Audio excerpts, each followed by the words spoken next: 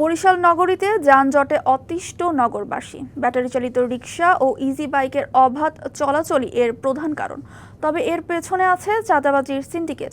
অভিযোগ রয়েছে এসব যান চলাচলের সুযোগ দিয়ে প্রতি বছর আদায় করা হচ্ছে মোটা অঙ্কের টাকা।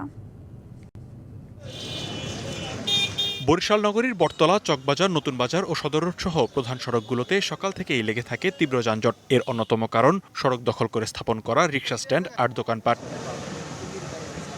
জুলাই অভ্যুত্থানের পর থেকে ব্যাটারি চালিত যান তৈরির কারখানাগুলোতে বেড়েছে চাপ আর প্রায় বন্ধ পুলিশি অভিযান। এই শিথিলতার সুযোগে অপ্রাপ্তবয়স্কদের হাতেও চলে গেছে এসব যানবাহন, আর অতিরিক্ত যান থেকে আদায় করা হচ্ছে চাঁদা।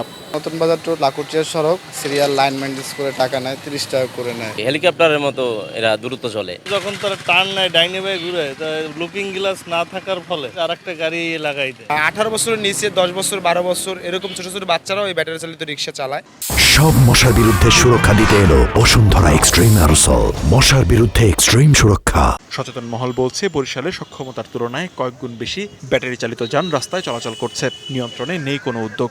যানবাহন চলার মাত্রা বা সংখ্যা সেটাও যেমন নির্ধারণ করতে হবে, আবার বরিশাল শহরকে সম্প্রসারিত করে সেখানকার যানবাহনের ব্যবস্থা সেভাবে করা উচিত। এখানে ধীর গতির যান আর উচ্চ গতির যান পাশাপাশি চলছে। এই সমস্যাগুলো সমাধান না করলে বরিশাল শহরের যানজটের নিরসন হবে।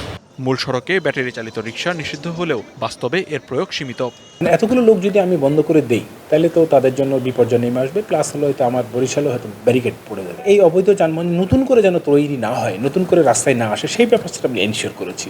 সিটি কর্পোরেশনের হিসাব অনুযায়ী রিকশার সংখ্যা 5000, কিন্তু বাস্তবে তা 30,000 ছাড়িয়েছে। তাই চলছে সময় ভাগ করে দেওয়ার চিন্তা। যদি পরিমাণ খুব বেশি হয়ে যায় তাহলে আমরা দুইটা ভাগ করে ফেলবো, অর্থাৎ এক ভাগ চলবে হয়তো দুপুর পর্যন্ত, আরেক ভাগ পড়বে দুপুরের পর থেকে রাত পর্যন্ত। সকালে যেটা চলবে সেটার এক কালার থাকবে, বিকালে অন্য কালার। প্রতিদিনই প্রতিটি যান থেকে 20 থেকে 40 টাকা আদায়ের অভিযোগ রয়েছে। বছর শেষে তা দাঁড়াচ্ছে 50 কোটি টাকা। এই অর্থের কারণেই এসব যানবাহনের বিরুদ্ধে পদক্ষেপ নিতে গেলেই বাধা আসে, এমনটাই বলছেন স্থানীয়রা। DBC news desk.